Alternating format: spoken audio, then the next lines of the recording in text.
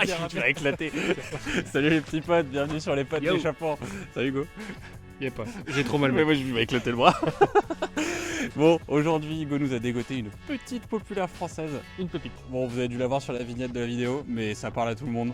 On vous la présente tout de suite.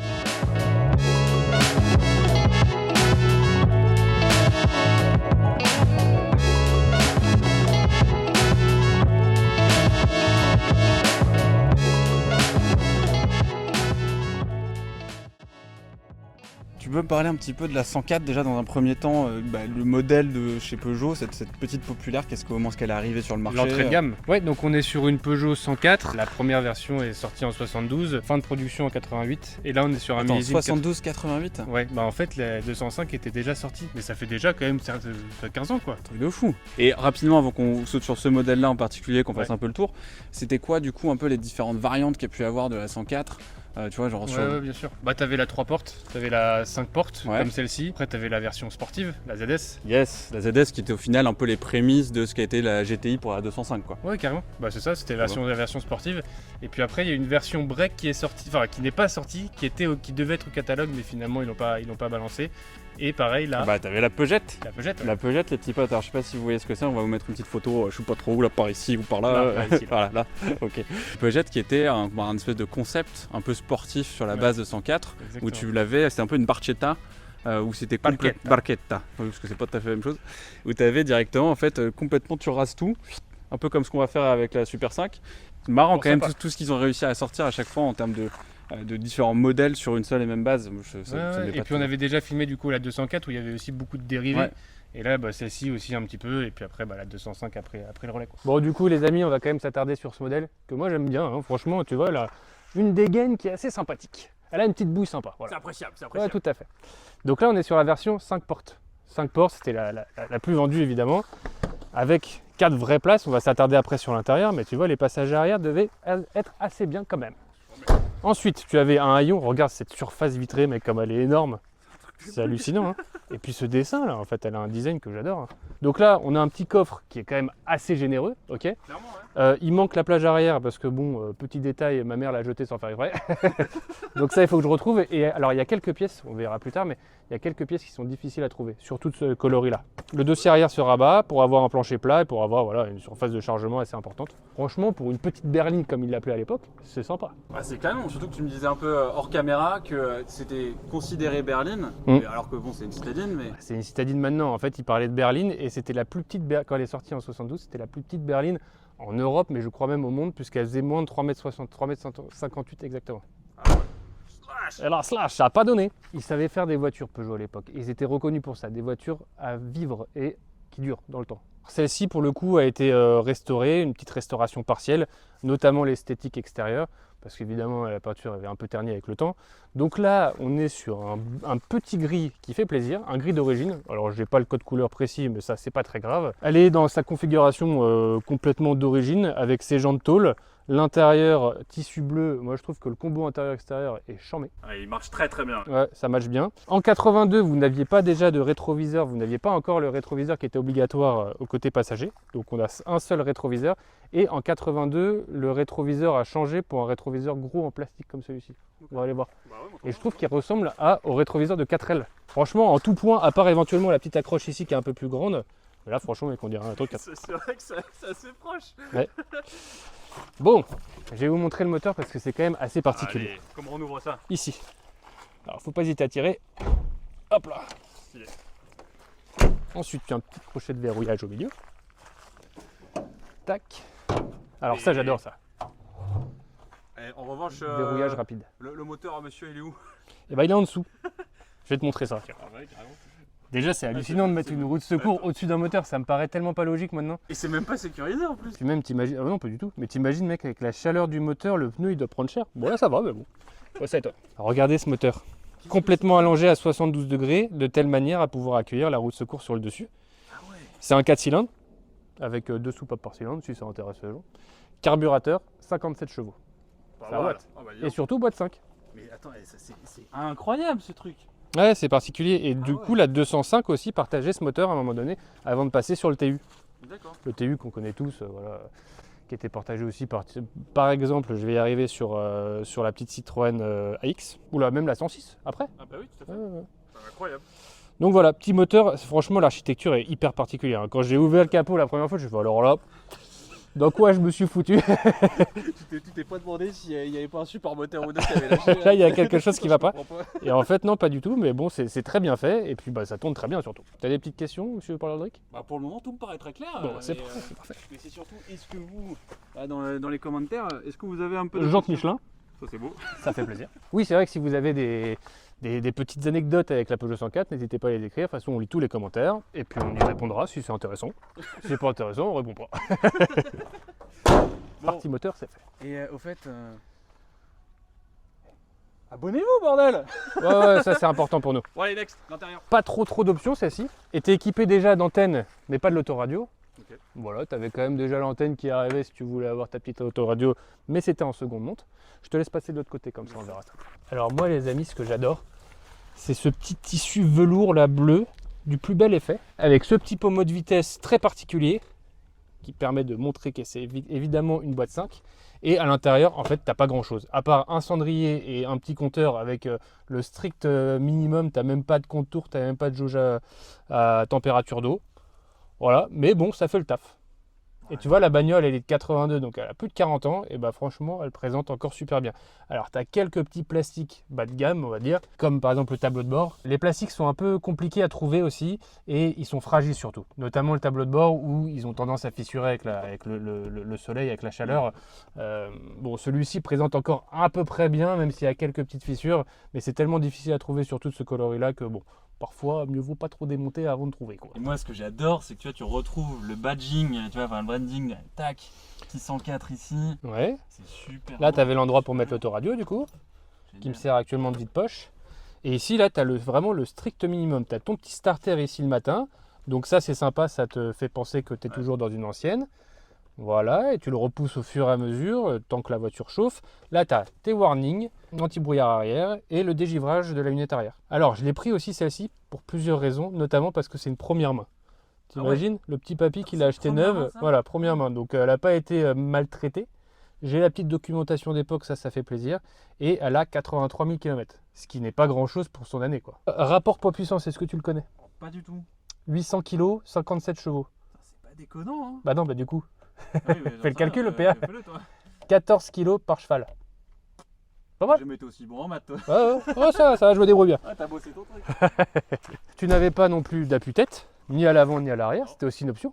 Donc là, tu vois, tu as les petits caches qui vont bien. Tac. Alors, j'ai évité de trop tirer parce que pareil, les plastiques sont de petite qualité, donc on va éviter quand même de les casser. Voilà, mon petit monsieur. Ouais, merci beaucoup, Hugo. Bah, avec plaisir. Potes, si vous avez encore des questions ou autres, dans les commentaires, partagez tout ça. Puis tu vois, là, rien que... Ouais, excuse-moi. Non, ouais, t'as raison. Mais tu vois, la surface vitrée, mec, hyper importante. Mais en fait, moi, c'est surtout la lunette arrière qui me choque. Hein. Tu vas prendre le volant pour commencer. Voilà, moi, je la connais assez bien. Donc, voilà. After you. Merci. Ça, c'est tout propre. Hein. Regarde pas trop en détail. non, ouais, elle est en super état, mec. Alors, on va voir. Alors, déjà, premier truc, c'est que t'as l'impression de te retrouver un peu dans une Rital, tu sais, un peu dans les Fiat 500 et autres. T'as le passage de roue qui est juste là. Ça me fait marrer. Faut dire aussi que tu fais 1m87 et tu touches pas le plafond. Et ça, c'est vrai que c'est une très très belle réflexion. Très absolument. Belle remarque, bravo, bien vu. Et non, tout à sa place, c'est mignon comme tout ce petit volant là. Oh, j'adore. Et tout ce biton, c'est super. Ouais, tout à l'heure j'ai croisé une 505. Ouais. Et évidemment, les mecs tout de suite poussent en l'air. Petit appel de phare qui va bien. Super agréable. Elle est trop mignonne. Vous avez la petite étiquette pour la pression des pneus, ça c'est sympa. C'est les petits détails qui font la différence, monsieur. trop mignonne. Allez, ouais, je me mets à côté de toi. Allez, fais-nous écouter ça, Paul-Aldric. Mais c'est au car. Viens dans le petit pote. Bienvenuto à tutti. Ceinture de sécurité, c'est très important. Ouais, bien sûr. Ah, j'adore, avec les petits détails, la petite horloge avec la trotteuse qui tourne. Non mais tu vois, à choisir, je préférais avoir un compte tour. Ah bah moi toujours. Mais après c'était pas la sportive, hein, donc j'avais pas forcément besoin. Génial. Alors, l'embrayage il est assez dur. Hein. Allez, on est parti. Ouh, la pédale de frein bien ferme, c'est appréciable.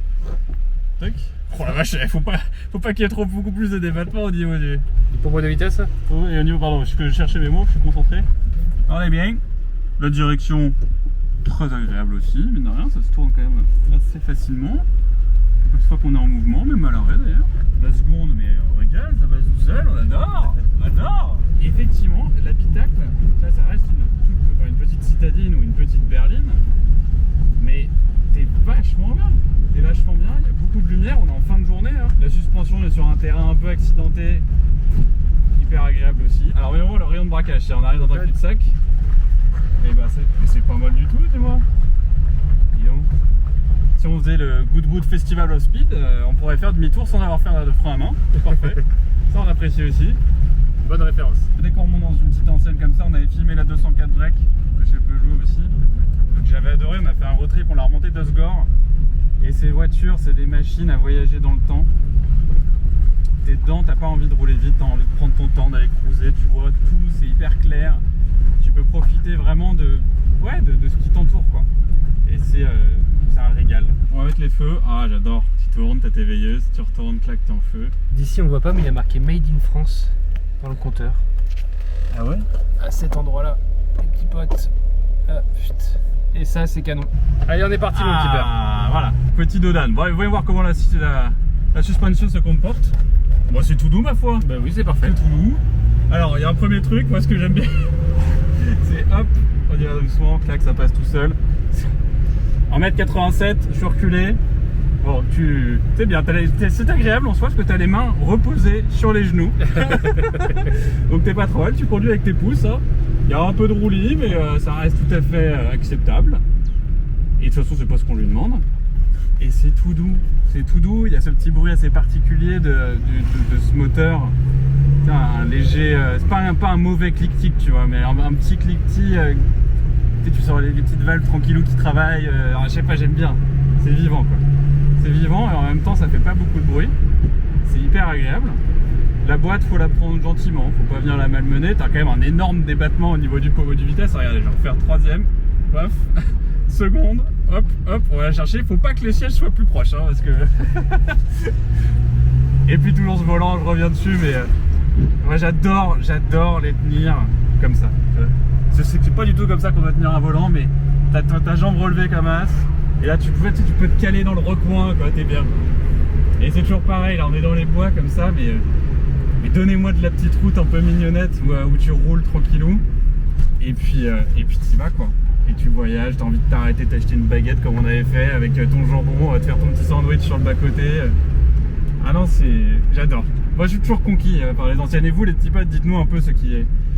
Voilà, si vous roulez en ancienne, ce que vous pensez un petit peu de les utiliser de façon un peu plus régulière et quelle est aussi votre ancienne de choix, quoi, votre petite populaire française préférée. On va repasser le volant à Hugo. Alors déjà là sur les 500 mètres, qu'est-ce que t'en penses? Bah j'adore. C'est validé? Ah ouais, c'est 100% validé, ça se conduit tout seul, c'est tout doux, c'est hyper agréable. Et franchement, elle a pas à rougir quoi.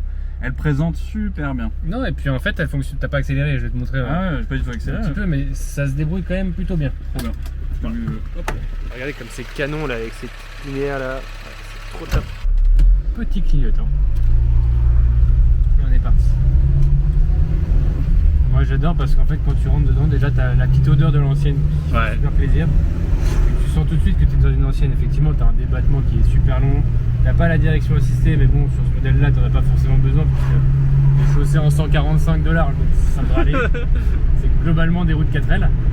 Et puis en fait bah, tout est lumineux, tout est particulier, tu as la petite vibration qui va bien. Ça c'est top. Et je te disais qu'en fait elle fait 57 chevaux et en fait pour ce modèle tu as besoin d'avoir beaucoup plus. Ouais, ça se déplace déjà plutôt vraiment bien. Pour 800 kg en plus. Pour 800 kg ouais. Bah oui en fait c'est ça qui est important. Des petites voitures légères en fait. Hop. Alors on va voir ça. Dan. Et alors pour la petite histoire, vas-y accélère un petit coup pour voir.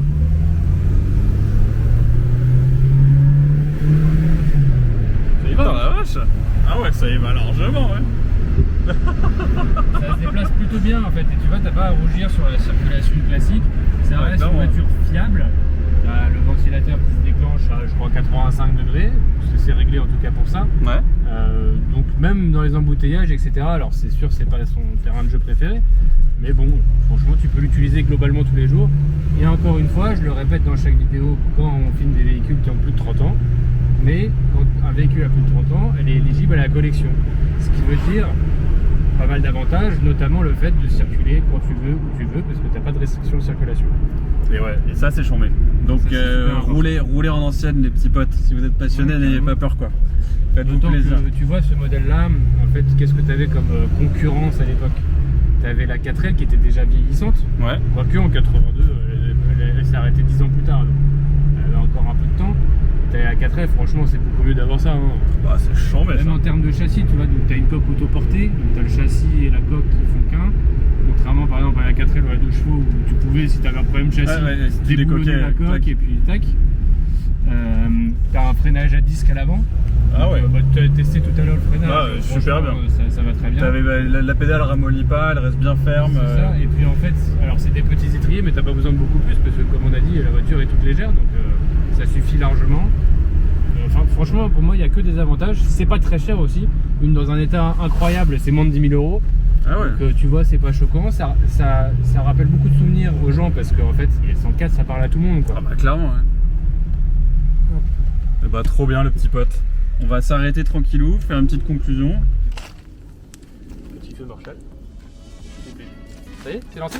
Bon, alors qu'est-ce que vous en avez pensé les amis? C'est un petit essai sympa, rapidos comme ça. Profitez-en tant qu'on peut se faire plaisir avec une ancienne pas chère, fiable. Voilà, et puis en plus celle-ci est à vendre, si vous voulez l'acheter, c'est possible. Tu sais, il y a le vendeur qui ressort là. On est actuellement en septembre 2023, donc à l'élite, hein, parce que mon avis en octobre, elle sera partie. C'est pas possible. Bon, en tout cas les petits potes, toujours un plaisir de vous faire ces vidéos là. S'il y a des sujets que vous voulez qu'on touche, n'hésitez pas à nous dire. Enfin, des voitures que vous voulez qu'on filme, si on arrive à les avoir, et bah ça sera avec grand plaisir de les faire pour vous. Surtout en ancienne. Surtout en ancienne, ouais, les récentes. Ou alors on est ouvert à tout, mais bon, vous nous connaissez maintenant, pour ceux qui nous regardent, on est un peu plus spécifique ancienne. Faut qu'il y ait un intérêt. Ouais, faut que ça vibre, faut que ça soit jeune. Bref. On s'égare, mais abonnez-vous. Nous, ça fait, là, on est à quoi, 1840 et quelques abonnés. C'est incroyable, on adore, c'est trop bien. Merci beaucoup à tous ceux qui ont cliqué sur le petit bouton. Et merci aux prochains qui le feront. L'aventure commence et l'aventure va continuer et on va bien se marrer. Voilà. À la prochaine, les petits potes. Ciao!